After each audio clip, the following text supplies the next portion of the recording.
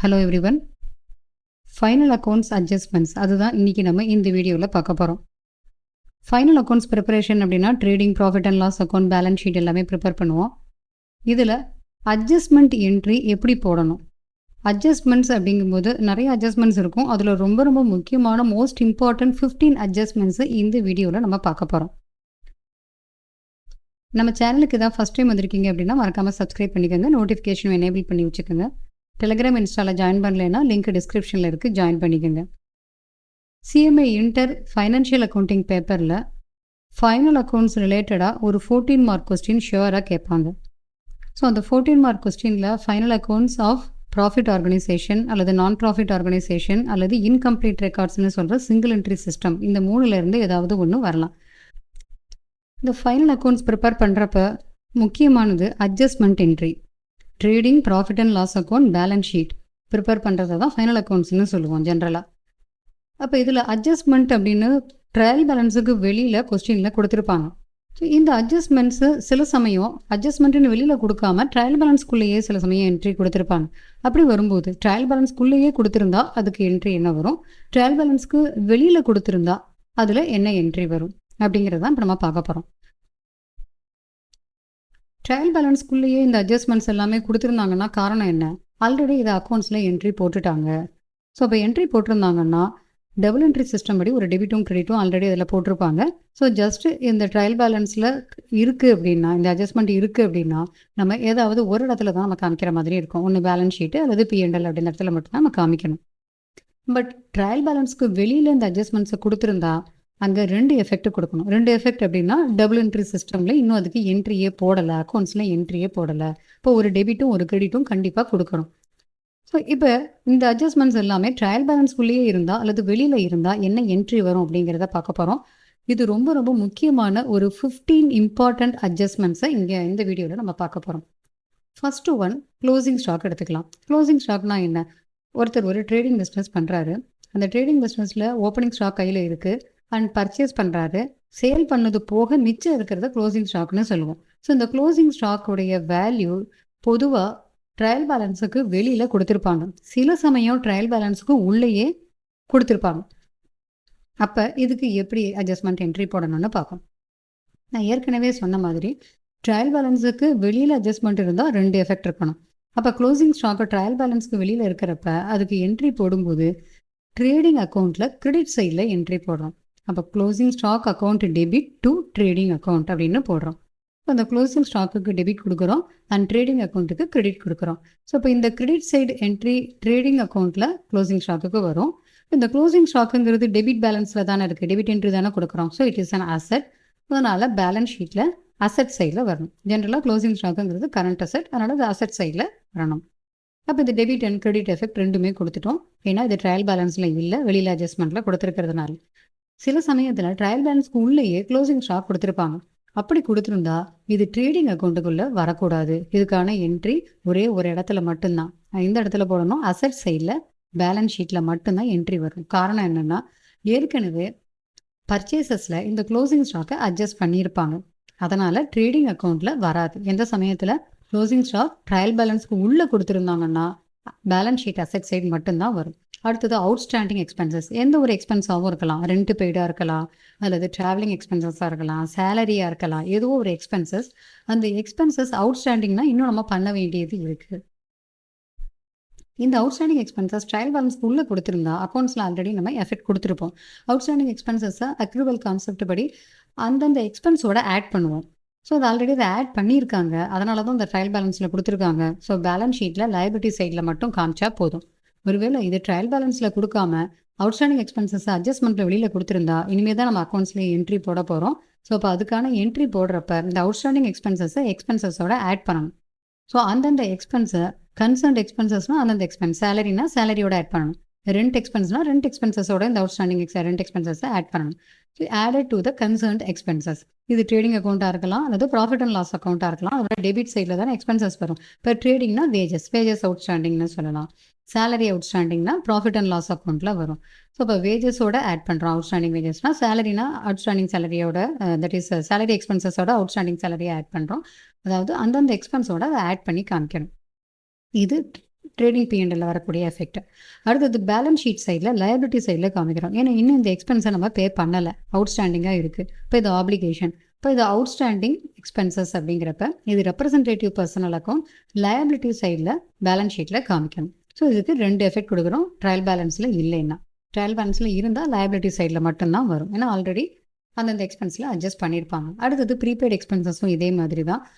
எந்த ஒரு எக்ஸ்பென்ஸை நம்ம முன்கூட்டியே அடுத்த வருஷத்துக்குரிய எக்ஸ்பென்ஸை முன்னாடியே பே பண்ணுறோமோ அது ப்ரீபெய்ட் எக்ஸ்பென்சஸ். ஸோ இப்போ இது ட்ரையல் பேலன்ஸில் இன்னும் எஃபெக்டே கொடுக்காம இருந்தால் என்ன செய்வோம், அந்தந்த எக்ஸ்பென்ஸோட இதை டிடெக்ட் பண்ணணும். ஏன்னா இது அடுத்த வருஷத்துக்குரியதில் அக்ரிவல் கான்செப்ட் படி கரண்ட் இயருக்குரிய எக்ஸ்பென்சஸ் மட்டும்தான், கரண்ட் இயருக்குரிய இன்கம் மட்டும்தான் நம்ம அக்கௌண்ட்டில் காமிக்கணும். So detect from the concerned expense. இப்போ சேலரி ப்ரீபெய்ட் அப்படின்னா சேலரியிலேருந்து அதை மைனஸ் பண்ணணும். அப்படி மைனஸ் பண்ணுறப்ப என்ன ஆகும், ட்ரேடிங் ப்ராஃபிட் அண்ட் லாஸ் அக்கௌண்ட்டில் அந்தந்த எக்ஸ்பென்ஸில் டெபிட் சைடில் காமிக்கிறப்ப அதிலிருந்து மைனஸ் பண்ணி காமிச்சிருவோம். இப்போ சேலரி ப்ரீபெய்டுனா சேலரி அக்கௌண்ட் என்ன அமௌண்ட்டோ அதை ட்ரேடிங் P&L, தட் இஸ் சேலரிங்கிறது ப்ராஃபிட் அண்ட் லாஸ் அக்கௌண்ட்டில் தான் வரும், வேஜஸ் தான் ட்ரேடிங்கில் வரும். அதை டெபிட் சைடில் போடும்போது மைனஸ் ப்ரீபெய்டுன்னு அதிலேருந்து மைனஸ் பண்ணி காமிச்சிடும். இன்னொரு எஃபெக்ட் என்ன, ப்ரீபெய்ட் எக்ஸ்பென்சஸ்னால் நம்ம ஆல்ரெடி பே பண்ணிட்டோம். ஸோ இது நமக்கு அசெட். அவுட்ஸ்டாண்டிங் எக்ஸ்பென்சஸ்னால் இன்னும் ஆப்ளிகேஷன், நம்ம பே பண்ண வேண்டியது லயபிலிட்டிங்கிறதுனால லயபிலிட்டி சைடு. ப்ரீபெய்ட் எக்ஸ்பென்சஸ்னால் நம்ம ஏற்கனவே பே பண்ணியிருக்கோம். இப்போ சேலரியை நம்ம சீக்கிரமே பே பண்ணிட்டோம்னா நம்ம யாருக்கு சேலரி பே பண்ணியிருக்கோமோ அந்த எம்ப்ளாயி நமக்கு டெப்டார் மாதிரி, அவங்க நமக்கு இன்னும் சர்வீஸ் ப்ரொவைட் பண்ணணும். ஸோ இப்போ அங்கே வந்து அவங்கள அசெட், தட் இஸ் பேலன்ஸ் ஷீட்டில் அசெட் சைடில் காமிக்கிறோம். இப்போ ப்ரீபெய்ட் எக்ஸ்பென்சஸும் ரெப்ரசன்டேட்டிவ் பர்சனல் அக்கௌண்ட்டு. இப்போ பேலன்ஸ் ஷீட்டில் அசெட் சைடில் காமிக்கிறோம், ட்ரேடிங் P&L அந்த எக்ஸ்பென்ஸ்லேருந்து மைனஸ் பண்ணி காமிக்கிறோம் ப்ரீபெய்ட் எக்ஸ்பென்சஸை. ஒருவேளை அது ட்ரையல் பேலன்ஸ்லேயே இந்த ப்ரீபெய்ட் எக்ஸ்பென்சஸை கொடுத்துருந்தா என்ன செய்வோம், ஏற்கனவே அந்தந்த எக்ஸ்பென்ஸில் அதை மைனஸ் பண்ணியிருக்காங்கன்னு அர்த்தம், அக்கௌண்ட்ஸில் என்ட்ரி போட்டுட்டாங்க. ஸோ ஜஸ்ட் பேலன்ஸ் ஷீட்டில் அசெட் சைடில் காமிச்சா போதும். ஸோ பேலன்ஸ் ஷீட்டில் எப்போவுமே பர்சனல் அக்கௌண்ட் அண்ட் ரியல் அக்கௌண்ட்டுடைய பேலன்சஸ் மட்டும்தான் நம்ம கேரி பண்ணுவோம். இப்போ அடுத்தது income outstanding, income received in advance. முதல்ல பார்த்தது ரெண்டும் எக்ஸ்பென்சஸ், ஒன்று அவுட்ஸ்டாண்டிங் ஒன்று ப்ரீபெய்ட்னு பார்த்தோம். அதே மாதிரி இன்கம் ரிலேட்டடான அவுட்ஸ்டாண்டிங் இன்கமோ ரிசீவ்ட் இன் அட்வான்ஸ் இன்கமோ ரெண்டுமே பார்க்க போகிறோம். அவுட்ஸ்டாண்டிங் இன்கம் அப்படின்னா என்ன, ஏதோ ஒரு இன்கம் நம்ம ரிசீவ் பண்ணுறோம். சே ஃபார் எக்ஸாம்பிள் இன்ட்ரெஸ்ட் ரிசீவ்டுன்னு எடுத்துக்கலாம். இன்ட்ரெஸ்ட் இன்கம் ரிசீவ் பண்ணியிருக்கோம், இன்னும் கொஞ்சம் வர வேண்டியது இருக்குது அப்படின்னா அந்த இன்ட்ரெஸ்ட் இன்கமில் அவுட்ஸ்டாண்டிங்கை ஆட் பண்ணி காமிக்கணும். இப்போ ட்ரையல் பேலன்ஸில் இந்த அட்ஜஸ்ட்மெண்ட்டு கொடுக்காம வெளியில் கொடுத்துருந்தாங்கன்னா இன்னும் அக்கௌண்ட்ஸில் என்ட்ரி போடலை, அப்போ டபுள் சைடு நம்ம எஃபெக்ட் கொடுக்கணும். இப்போ என்ன பண்ண போகிறோம், கன்சர்ன்ட் இன்கமோட, இப்போ நம்ம சொன்ன எக்ஸாம்பிளில் இன்ட்ரெஸ்ட் இன்கம். ஸோ இன்ட்ரெஸ்ட் இன்கமில் அவுட்ஸ்டாண்டிங் இன்ட்ரெஸ்ட்டை ஆட் பண்ணணும். ஸோ அந்தந்த இன்கமில் அந்த இன்கமுடைய அவுட்ஸ்டாண்டிங்கை ஆட் பண்ணணும். இன்கம் எப்போ எங்கே காமிப்போம், ப்ராஃபிட் அண்ட் லாஸ் அக்கௌண்ட்டில் கிரெடிட் சைடில் காமிப்போம் இல்லையா. So profit and loss account credit சைடில் அந்தந்த இன்கமோட அவுட்ஸ்டாண்டிங் இன்கமும் ஆட் பண்ணி காமிக்கணும்.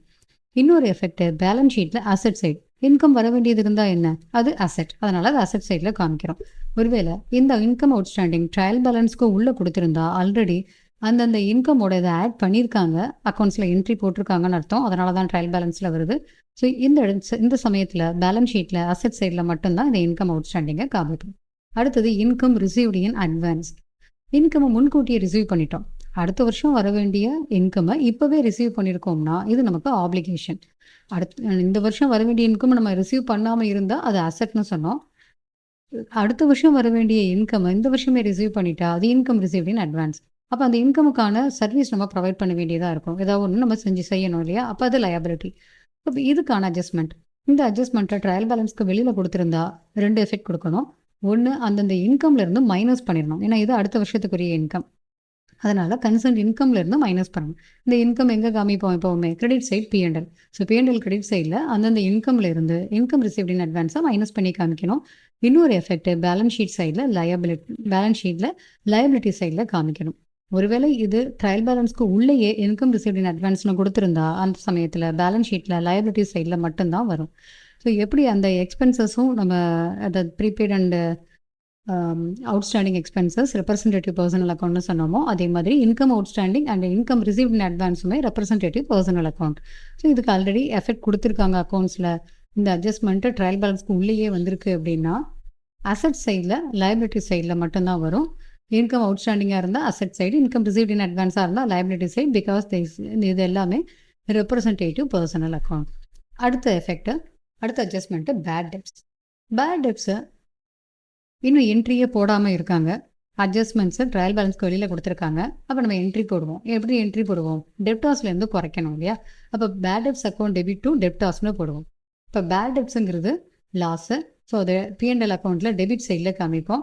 டெப்டாஸ்லேருந்து குறைக்கிறப்ப அதை எங்கே காமிப்போம்? அசட் சைடில், பேலன்ஸ் ஷீட்டில் அசட் சைடில் டெப்டாஸ்லேருந்து மைனஸ் பண்ணணும். ஸோ இது அடிஷனல் பேட் டெப்ஸாக P&Lக்கு தட் இஸ் ட்ரையல் பேலன்ஸ்க்கு வெளியில் கொடுத்துருந்தாங்கன்னா இந்த எஃபெக்டை கொடுக்கணும். சில சமயம் பேட் டெப்ஸை உள்ளுக்குள்ளேயே கொடுத்துருப்பாங்க. ட்ரையல் பேலன்ஸ்க்கு உள்ளே மட்டும் கொடுத்துருப்பாங்க. ட்ரையல் பேலன்ஸ்க்கு உள்ளே கொடுத்துருந்தா ஆல்ரெடி டெப்டாஸ்லேருந்து மைனஸ் பண்ணியிருப்பாங்க. அதனால் இது பேலன்ஸ் ஷீட்டில் வராது. P&L அக்கௌண்ட்டில் டெபிட் சைடில் மட்டும்தான் வரும். ஒரு சில சமயத்தில் பேட் டெப்ஸ் ட்ரையல் பேலன்ஸ்க்குள்ளேயும் இருக்கும், வெளியிலையும் இருக்கும். அப்படி இருக்கிறப்ப வெளியில் ட்ரையல் பேலன்ஸ்க்கு வெளியில் இருக்கிறது அடிஷனல் பேட் டெப்ஸ். ட்ரையல் பேலன்ஸ்க்கு உள்ளே இருக்கிறது ஆல்ரெடி டெப்டாஸ்லேருந்து மைனஸ் பண்ணியிருப்பாங்க. ஸோ அது P&L டெபிட் சைடில் மட்டும்தான் வரும். ட்ரையல் பேலன்ஸ்க்கு வெளியில் இருக்கிற பேட் டெப்ஸ் மட்டும்தான் P&L டெபிட் சைட்லேயும் அண்ட் அசட் சைடில், பேலன்ஸ் ஷீட்டில் அசட் சைடில் டெப்டாஸ்லேருந்து மைனஸ் பண்ணணும். அடுத்தது provision for doubtful debts. Bad and doubtful டெப்ஸுக்கு ப்ரொவிஷன் கிரியேட் பண்ணுறோம். ஸோ ப்ரொவிஷன் கிரியேட் பண்ணுறப்ப இதுக்கான என்ட்ரி ப்ராஃபிட் அண்ட் லாஸ் அக்கௌண்ட்டில் டெபிட் சைடில் அண்ட் பேலன்ஸ் ஷீட்டில் அசட் சைடில் டெப்டாஸ்லேருந்து டிடெக்ட் பண்ணணும். இது ட்ரையல் பேலன்ஸுக்கு வெளியில் provision for bad and doubtful டெப்ஸ்னு கொடுத்துருந்தா. அப்போ இதுக்கு இன்னும் அக்கௌண்ட்ஸில் என்ட்ரி போடலை.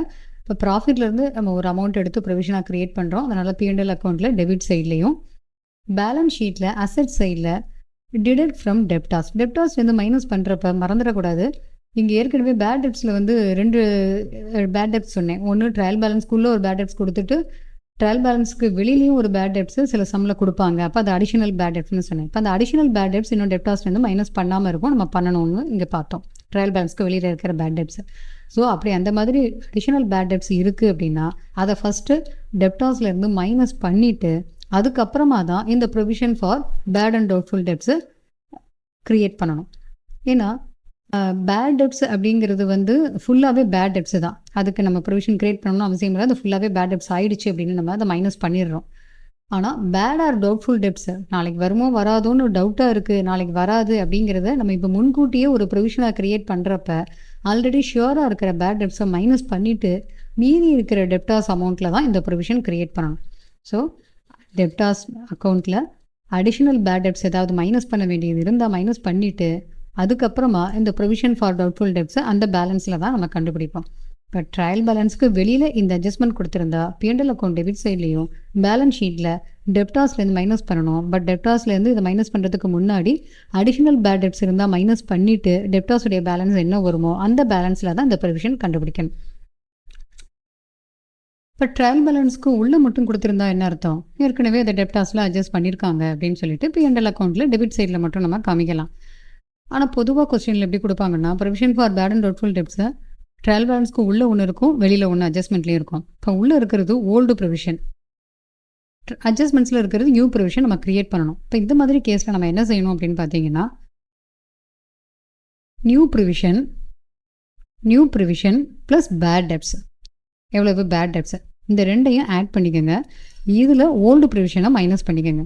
இப்படி வரும்போது ஆன்சர் நமக்கு பாசிட்டிவாக வந்ததுன்னா அடிஷனலாக ப்ரொவிஷன் க்ரியேட் பண்ணணும். அது P&L அக்கௌண்ட்டில் டெபிட் சைடில் காமிக்கணும். ஒருவேளை இது நெகட்டிவாக இருக்குது அப்படின்னா ஓல்டு ப்ரொவிஷன் நிறையா இருக்குதுன்னு அர்த்தம். அப்போ எக்ஸஸான ப்ரொவிஷனை நம்ம திருப்பியும் ரைட் பேக் பண்ணணும். ஸோ ப்ராஃபிட் அண்ட் லாஸ் அக்கௌண்ட்டில் கிரெடிட் சைடில் காமிக்கணும். அடுத்தது provision for discount on debtors. இதில் ப்ரொவிஷன் க்ரியேட் பண்ணும்போது யாருக்கு டிஸ்கவுண்ட் கொடுக்கணுமோ அவங்களுக்கான அமௌண்ட்டில் தான் ப்ரொவிஷன் க்ரியேட் பண்ணணும். எந்த டிஸ்கவுண்ட் இது? Cash discount. யாருக்கு கொடுப்போம்? குட் டெப்டாஸ்க்கு கொடுப்போம். கரெக்டாக சீக்கிரமே பே பண்ணக்கூடிய டெப்டாஸ்க்கு தான் கேஷ் டிஸ்கவுண்ட் கொடுப்போம். ஸோ அப்படி அவங்களுக்கு கேஷ் டிஸ்கவுண்ட் கொடுக்க போகிறோம் அப்படிங்கிறதுக்கு முன்னாடியே அமௌண்ட்டு ப்ரொவைட் பண்ணுறது தான் provision for cash discount on debtors. இது எதில் கண்டுபிடிக்கணும்னா குட் டெப்டாஸ் அமௌண்ட்டில் கண்டுபிடிக்கணும். எப்படி provision for bad and doubtful டெப்ஸில் ஆல்ரெடி பேட் டெப்ஸ் ஏதாவது இருந்தால் மைனஸ் பண்ணிவிட்டு வர்ற டெப்டாஸ் பேலன்ஸில் provision for bad and doubtful debts கண்டுபிடிச்சோமோ அதே மாதிரி இங்கே என்ன பண்ணணும்னா டெப்டாஸில் இருந்து பேட் டெப்ஸை மைனஸ் பண்ணிடுறோம். அதுக்கப்புறம் provision for bad and doubtful debts அந்த பேலன்ஸில் கண்டுபிடிக்கிறோம்ல அதையும் மைனஸ் பண்ணிவிட்டு வர்ற அமௌண்ட்டில் தான் கேஷ் டிஸ்கவுண்ட்டுக்கான ப்ரொவிஷன் க்ரியேட் பண்ணணும். அப்போ டெப்டாஸ் மைனஸ் பேட் டெப்ஸ் இதில் இப்போ வர்ற அமௌண்ட்டில் தான் provision for bad and doubtful டெப்ஸை க்ரியேட் பண்ணுறோம். இப்போ இதையும் மைனஸ் பண்ணிவிட்டு வர்ற அமௌண்ட்டில் தான் provision for discount on debtors create பண்ணணும். ஸோ இதுதான் குட் டெப்டாஸ். அந்த அமௌண்ட்டில் தான் கண்டுபிடிக்கணும். இப்போ பேலன்ஸ் ஷீட்டில் அசட் சைடில் டெப்டாஸ்லேருந்து மைனஸ் பண்ணணும். இந்த டெப்டாஸுடைய அமௌண்ட்டு எந்த அமௌண்ட்லேருந்து இதை கண்டுபிடிச்சி மைனஸ் பண்ணணும்? After providing for provision for bad debts. இப்போ இன்னொரு என்ட்ரி P&L அக்கௌண்ட்டில் டெபிட் சைடில் என்ட்ரி போடுறோம் அந்த ப்ரொவிஷன் கிரியேட் பண்ணுறதுக்கு. இப்போ ஆல்ரெடி இங்கேயுமே அதே மாதிரி கேஸ் தான். எப்படி provision for bad and doubtful டெப்ஸுக்கு ஓப்பனிங் அண்ட் க்ளோசிங் பேலன்ஸ் கொடுக்குறாங்களோ அதே மாதிரி இங்கேயுமே ட்ரையல் பேலன்ஸ்க்கு உள்ளே இருந்தால் அது ஓப்பனிங் பேலன்ஸாக இருக்கும். ஸோ அப்படி இந்த ஓப்பனிங் பேலன்ஸ் அமௌண்ட்டை நம்ம என்ன பண்ண போகிறோம்? இங்கே நம்ம ப்ரொவிஷனில் சொன்ன மாதிரி தான் ஓல்டு ப்ரொவிஷன் நியூ ப்ரொவிஷன் ரெண்டையும் கம்பேர் பண்ணி எக்ஸஸாக கூடுதலாக நியூ ப்ரொவிஷன் இருந்ததுன்னா அதை P&L டெபிட் சைடில் போடணும். கம்மியாக நியூ ப்ரொவிஷன் தேவைப்பட்டது ஓல்டு ப்ரொவிஷனோட கம்பேர் பண்ணுறப்ப அப்படின்னா அதை கிரெடிட் சைடில் போடணும். Next adjustment depreciation.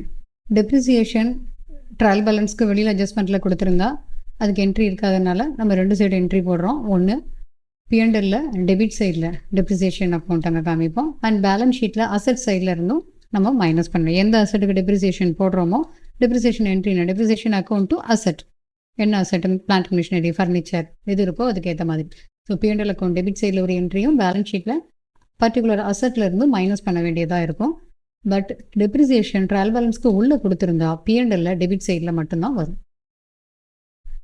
ஏன்னா இது ஆல்ரெடி அசட்லேருந்து மைனஸ் பண்ணிட்டாங்க. அதனால் அது திருப்பியும் அசட்லேருந்து மைனஸ் பண்ண வேண்டிய அவசியம் இல்லை if it is given in trial balance. Next interest on capital. இதுக்கு இன்னும் என்ட்ரி போடாமல் இருந்தால் இன்ட்ரெஸ்ட் ஆன் கேபிட்டலுக்கான ஜேர்னல் என்ட்ரி இன்னும் வரும். Interest on capital account debit to capital, partner capital or proprietor capital. So அப்போ டபுள் சைடும் எஃபெக்ட் கொடுக்குறப்ப அந்த இன்ட்ரெஸ்ட் ஆன் கேபிட்டல் இது எக்ஸ்பென்ஸ் பிஸ்னஸ்க்கு அப்படிங்கிறதுனால P&L அக்கௌண்ட் டெபிட் சைடில் காமிப்போம். அண்ட் இது லயபிலிட்டி. ஸோ கேபிட்டலோட அக்கௌண்ட்டில் ஆட் பண்ணணும். அதனால் பேலன்ஸ் ஷீட்டில் லயபிலிட்டி சைடில் add to capital. So interest on capital இன்னும் பே பண்ணாமல் இருக்கிறப்ப அது லயபிலிட்டி சைடில் பேலன்ஸ் ஷீட்டில் கேபிட்டலோட ஆட் பண்ணணும். ஒருவேளை இது இன்ட்ரெஸ்ட் ஆன் கேபிட்டல் ஆல்ரெடி அக்கௌண்ட்ஸில் என்ட்ரி போட்டுட்டு ட்ரையல் பேலன்ஸ்குள்ளே காமிச்சா P&L அக்கௌண்ட்டில் டெபிட் சைடில் மட்டும்தான் காமிக்கணும். பேலன்ஸ் ஷீட்டில் கேபிட்டலில் காமிக்கக்கூடாது. ஏன்னா ஆல்ரெடி அது அட்ஜஸ்டட் வித் த கேபிட்டல். அடுத்து interest on drawings.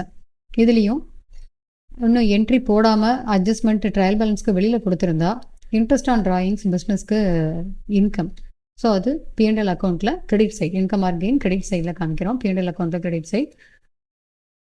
And balance ஷீட்டில் லயபிலிட்டி சைடில் கேபிட்டலில் இருந்து மைனஸ் பண்ணணும். ட்ராயிங்ஸுடைய இன்ட்ரெஸ்ட் அப்படின்னா அது கேபிட்டலில் மைனஸ் பண்ணணும். ஏன்னா அந்த பர்டிகுலர் ப்ரொப்ரைட்டர் ஆர் பார்ட்னர் இன்னும் கொடுக்க வேண்டியது இருக்குது அப்படிங்கிறதுனால ட்ராயிங்ஸ் இன்ட்ரெஸ்ட்டை கேபிட்டலேருந்து மைனஸ் பண்ணணும் லயபிலிட்டி சைடில். ஒருவேளை இன்ட்ரெஸ்ட் ஆன் ட்ராயிங்ஸ் ட்ரையல் பேலன்ஸ்குள்ளே கொடுத்துருந்தா அது P&L அக்கௌண்ட்டில் கிரெடிட் சைடில் மட்டும்தான் வரும். And loss by fire. Stock ஏதாவது லாஸ் ஆகிருக்கு அப்படின்னு எடுத்துக்கலாம் ஒரு எக்ஸாம்பிளுக்கு. ஸோ இப்போ இந்த ஸ்டாக்கு லாஸ் ஆகும்போது அதுக்கான என்ட்ரி என்ன வரும் அப்படின்னு பார்ப்போம். ஃபஸ்ட்டு அட்ஜஸ்ட்மெண்ட்டில் வெளியில் கொடுத்துருக்காங்க, தட் இஸ் ட்ரையல் பேலன்ஸ்க்கு வெளியில் கொடுத்துருந்தா இதுக்கான எஃபெக்டட் ட்ரேடிங் அக்கௌண்ட்டில் P&L அக்கௌண்ட்டில் பேலன்ஸ் ஷீட்லன்னு 3 இடத்துல பிரித்து காமிக்கணும். ட்ரேடிங் அக்கௌண்ட்டில் என்ன காமிப்போம்? எவ்வளவு லாஸ் அந்த ஸ்டாக் ஆகிருக்கோ அதை அப்படியே கிரெடிட் சைடில் காமிச்சிருவோம். எவ்வளவு லாஸோ அதை அப்படியே லாஸ் ஆஃப் ஸ்டாக் அப்படின்னு கிரெடிட் சைடில் ட்ரேடிங் அக்கௌண்ட்டில் காமிச்சிருவோம். அடுத்தது இந்த லாஸில் எவ்வளவு இன்சூரன்ஸ் கிளைம் நமக்கு கிடச்சிருக்கோ அந்த அமௌண்ட்டு போக மீதி இருக்கிற அமௌண்ட்டு ஆக்சுவல் லாஸ் அது P&L அக்கௌண்ட்டில் டெபிட் சைடில் காமிக்கணும். ஸோ P&L அக்கௌண்ட்டில் டெபிட் சைடில் ஆக்சுவல் லாஸ் இஃப் எனி. இதுக்கு இந்த ஆக்சுவல் லாஸுங்கிறது எப்படி பார்ப்போம்? இன்சூரன்ஸ் கிளைம் ஏதாவது இருந்தால் அதை அட்ஜஸ்ட் பண்ணிவிட்டு மீதி இருக்கிற அமௌண்ட்டு. இப்போ சப்போஸ் டோட்டலாக ஃபுல் அமௌண்ட் ஆஃப் லாஸ் ஒரு 10,000 எடுத்துக்கலாம். பட் இன்சூரன்ஸ் கிளைம் நமக்கு 7,000 தான் கிடச்சிருக்கு அப்படின்னா இந்த 3,000 ஆக்சுவல் லாஸ் இது P&L காமிக்கணும். இப்போ பேலன்ஸ் ஷீட்டில் என்ன காமிக்கணும்? அசட் சைடில் insurance claim admitted by insurance company. Insurance கம்பெனிலேருந்து கேஷாக பேங்க் அமௌண்ட்டில் அல்லது கேஷாவோ அல்லது பேங்க் அக்கௌண்ட்லேயே கிடச்சிருச்சுன்னா அது ஆட்டோமேட்டிக்காக அதில் ரெஃப்ளெக்ட் ஆகிடும் இந்த 7,000 அப்படிங்கிற இந்த எக்ஸாம்பிள். பட் ஒருவேளை இன்னும் இன்சூரன்ஸ் கம்பெனி அட்மிட் பண்ணியிருக்காங்க, அந்த அமௌண்ட் இன்னும் கொடுக்கல, அந்த கிளைம் அட்மிட் பண்ணியிருக்காங்க அப்படின்னா அசட் சைடில் இன்சூரன்ஸ் கம்பெனி அமௌண்ட்டை அசட் சைடில் காமிக்கணும். ஒருவேளை இந்த லாஸ் பை ஃபயர் ட்ரையல் பேலன்ஸ்குள்ளே கொடுத்துருந்தா P&L அக்கௌண்ட் டெபிட் சைடில் மட்டும்தான் இதனுடைய என்ட்ரி வரும். அடுத்தது goods withdrawn for personal purpose. இது டிராயிங்ஸ் அப்படின்னு எடுத்துக்கணும். அதை குட்ஸுங்கிறது பிஸ்னஸ்க்காக வாங்கினது, அதை பர்சனல் யூஸுக்கு எடுக்கிறப்ப இன்னும் அதுக்கு என்ட்ரி போடாமல் இருக்காங்க, ட்ரையல் பேலன்ஸில் அதுக்கு எஃபெக்ட் இல்லை அப்படின்னா என்ட்ரி போடணும். அப்படி என்ட்ரி போடுறப்ப ஆக்சுவலான என்ட்ரி டிராயிங்ஸ் அக்கௌண்ட் டு பர்ச்சேசஸ்னு வரணும். ஸோ இப்போ ட்ராயிங்ஸ் அக்கௌண்ட்டுங்கிறப்ப பேலன்ஸ் ஷீட்லேயும் பர்ச்சேசஸை சேஞ்ச் பண்ணுறப்ப ட்ரேடிங் அக்கௌண்ட்லேயும் வரும். இப்போ பர்ச்சேசஸ் ட்ராயிங்ஸ் டு பர்ச்சேசஸ்னு சொன்னோம்ல, அப்போ பர்ச்சேசஸை குறைக்கணும்னா கிரெடிட் சைடில் காமிக்கணும் ட்ரேடிங் அக்கௌண்ட்டில். அப்படி இல்லைன்னா பர்ச்சேசஸ்லேருந்து மைனஸ் பண்ணி காமிக்கணும். ட்ரேடிங் அக்கௌண்ட்டில் கிரெடிட் சைடில் காமிக்கணும் இந்த குட்ஸ் வித்ட்ரான் ஃபார் பர்சனல் யூஸை. அப்படி இல்லைன்னா டெபிட் சைடில் பர்ச்சேசஸ்லேருந்து மைனஸ் பண்ணி காமிக்கணும். பேலன்ஸ் ஷீட்டில் லயபிலிட்டி சைடில் ட்ராயிங்ஸாக காமிக்கணும். இப்போ கேபிட்டல்லேருந்து ட்ராயிங்ஸாக மைனஸ் பண்ணுவோம், அதனால் அதை காமிக்கணும். எந்த அமௌண்ட்டுக்கு எவ்வளவு அமௌண்ட்டு குட்ஸை வித்ட்ரா பண்ணியிருக்காங்களோ அந்த அமௌண்ட்டை. இது ட்ரையல் பேலன்ஸ்குள்ளே கொடுத்துருந்தா ட்ரேடிங் அக்கௌண்ட்டில் கிரெடிட் சைடில் மட்டும்தான் வரும். தட் இஸ் ட்ரேடிங் அக்கௌண்ட்டில் கிரெடிட் சைடு அல்லது பர்ச்சேசஸ்லேருந்து டிடக்ட் பண்ணுறது மட்டும்தான் வரும். பேலன்ஸ் ஷீட்டில் அட்ஜஸ்ட்மெண்ட்டு வராது. And goods distributed as free sample. Sales ப்ரமோஷனுக்காக ஃப்ரீ சாம்பிள்ஸ் கொடுக்குறாங்க, இதுக்கான என்ட்ரி. இன்னும் அக்கௌண்ட்ஸில் என்ட்ரியே போடாமல் இருக்கிறப்ப இதுக்கு சேல்ஸ் ப்ரமோஷன் எக்ஸ்பென்சஸ் அல்லது அட்வர்டைஸ்மெண்ட் எக்ஸ்பென்சஸ்ன்னு சொல்லலாம். பட் குட்ஸாக கொடுத்துருக்கிறதுனால டூ பர்ச்சேசஸ்லேருந்து மைனஸ் பண்ணணும். ஸோ பர்ச்சேசஸ்லேருந்து மைனஸ் பண்ணலாம் அல்லது ட்ரேடிங் அக்கௌண்ட்டில் கிரெடிட் சைடில் காமிக்கலாம். அதை P&L அக்கௌண்ட்டில் டெபிட் சைடில் இதை எக்ஸ்பென்சஸாக காமிக்கணும். Sales promotion expenses or advertisement எக்ஸ்பென்சஸ்னு காமிக்கணும். பேலன்ஸ் ஷீட்டில் இதுக்கு எஃபெக்ட் வராது. ஒருவேளை இது ட்ரையல் பேலன்ஸ்குள்ளே கொடுத்துருந்தா P&L அக்கௌண்ட்டில் டெபிட் சைடில் மட்டும்தான் இதுக்கு என்ட்ரி வரும். அடுத்தது sale of goods on approval basis or approval not yet received.